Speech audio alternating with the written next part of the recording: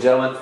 At the end of chapter 25, I introduced this idea of the loanable funds market. Unfortunately, I rushed through it, and I don't think I gave it the attention it truly deserves. So give me 10 minutes of your time, and I'm going to explain it more fully. First, I'm going to explain again what it is. It is a supply and demand model of the financial system. What is the financial system? That's the institutions that bring together those who want to save and those who want to borrow. Graphically, we show the loanable funds market in this fashion. We label it. Then we give our axes names. We say we are measuring the real interest rates on the vertical axis. And we are talking about the quantity of loanable funds on the horizontal one. And we have the tastes and preferences on the part of people who are looking to lend money, represented by supply, and the tastes and preferences of the people who want to borrow money, indicated by, or shown here, by demand. Where supply and demand intersect, we have an equilibrium quantity, and we have an equilibrium price. That is the interest rate determined in the loanable funds market. This is what we're going to be working with here in the next 9 minutes. I'm going to break it down more fully here, and just revisit some of the concepts we talked about in chapter 4. Supply, remember, is representing a collection of points. It is a collection of quantities supplied, or choices made on the part of savers with respect to rates of interest that they can get. 3% interest corresponds to $60 billion worth of funds wanting to be lent by people who've saved money. But that's not the only rate of interest that they could see. Perhaps we said that 6% is the interest rate that we actually see, and you see a different choice is made. At 6%, $80 billion want to be lent by savers because the price is now higher, the rate of return has grown. So remember that supply is the entire curve, and quantity supplied is the individual points. We're going to think about ways that we can move supply, or things that could move supply, in order to really come up with a complete understanding of this. But we'll do that in just a bit. Before we do any of that, we need to figure out the other component here that determines price and quantity, and that would be what's happening on the demand side. Remember that firms are going to borrow money to buy new equipment, to build factories, or expand already existing ones. Households are going to borrow money to build new homes. So they are the people who are demanding loanable funds. And remember, just like with supply, we have a difference between quantity demanded and demand. We have an individual point that corresponds to a singular choice. I want to demand $50 billion worth of loans if the interest rate is 7%. But if the interest rate is different, I make a different choice. Perhaps it's 4%. I want, instead of $50 billion, $80 billion. This is a quantity demanded, just as this is a quantity demanded.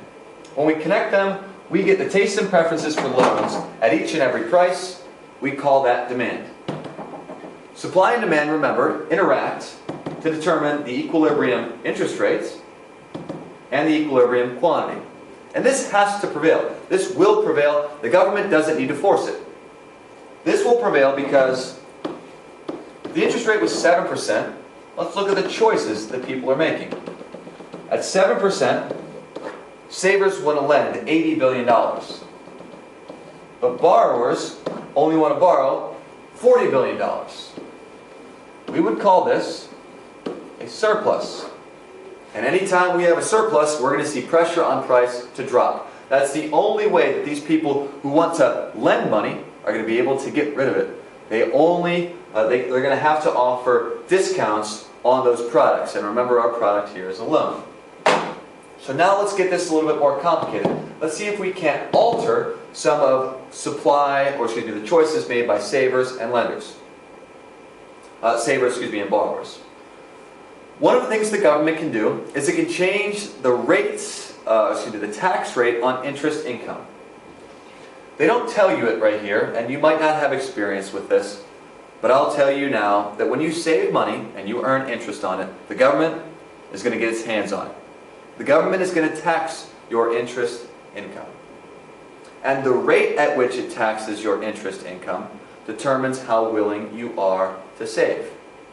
If the government increases the tax rate on interest income. You are going to supply less of your funds because each dollar you lend and each dollar you get a return on, you're going to get to keep less. Why? Because the government taxed you more. If the government reduces the tax rates, you are going to be more willing to lend your money. Not because you're getting more from the person you're lending it to, but because you're getting to keep more at the end of the day. The government's not taking as high a percentage as they once did. So in this instance, what we're saying here is we did the latter. We reduced the tax rate on interest income. When we did that, supply shifts to the right. Let's take a look now at what happens to the equilibrium interest rate in this market. It drops to 4%. And with an interest rate of 4%, as you can imagine, more people are going to borrow money. We are going to find that $70 billion is borrowed and lent. And remember that there's a relationship between saving and investment spending. This economy just saw an increase in investment spending, hopefully driving productivity, because the government decided to reduce the tax rate on interest income. One intervention of government. Not the only one, though. They can also intervene on the demand side. They can change the choice of borrowers. And one of the things that they can do to change the choice of borrowers is to introduce a tax credit or a subsidy for something that people borrow money for. Why do we borrow money? Because firms, in particular, want to buy capital. They want to buy machinery. They want to expand their operations. So if the government increases or introduces a tax credit, or increases or introduces a subsidy, what you're doing is you're effectively lowering the cost of capital. You're making it cheaper to go buy a machine.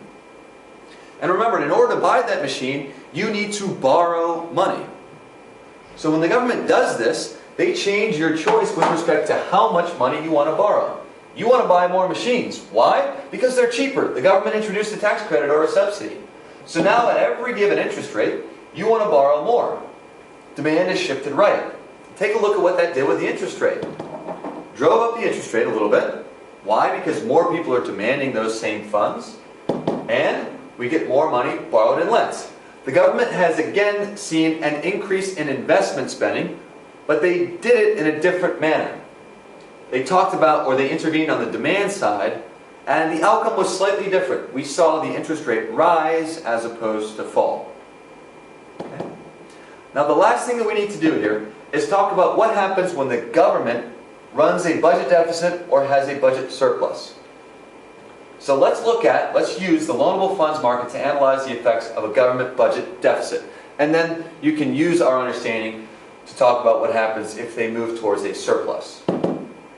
So we need to draw the diagram showing the initial equilibrium. Hopefully we can do that now. And then we're going to determine which curve shifts, and then analyze the effect on the interest rate and the amount of money that's borrowed and lent. So that's what we're going to do at the very end. So, what we do is we draw again our supply and demand diagram.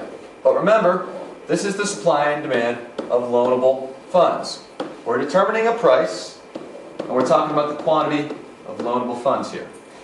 There was an original equilibrium interest rate, and there's an original equilibrium quantity. And now they said the government runs a budget deficit. That means the money they're taking in is exceeded by the amount of spending they're doing. Hopefully we remember that S is our savings. And remember that savings is public plus private. That which households are saving and that which governments are saving. If we said the government now starts to run a budget deficit or runs a bigger budget deficit than it already did, what we're seeing is they're eating up society's savings. Savings is going down. There's less funds available at each and every interest rate. So we need to take S1 and make it S2 because the government is eating up those loanable funds. That means for private industry, there are less funds available. And they are paying a higher price for them. the interest rate is driven up, and private industry has less funds to do those investment spending, to buy that physical capital. Now, how is this affecting growth, you would say? Well, remember, the money that's borrowed and lent by firms is turned into investment spending. Now, relative to what was going to happen, investment spending is going down. So that means that economic growth slows. Why? Because we see physical capital accumulating at a slower pace. We've seen the government intervene, or government actions have a negative effect on the economy. The technical term here is the government is crowding out private investment spending. Remember that phrase. It's going to be used in multiple choice questions and on these FRQs by the College Board. Government action here, borrowing money, is crowding out private investment. Those are the basic understandings of the loanable funds market. I hope you understand them now. I hope this video helped.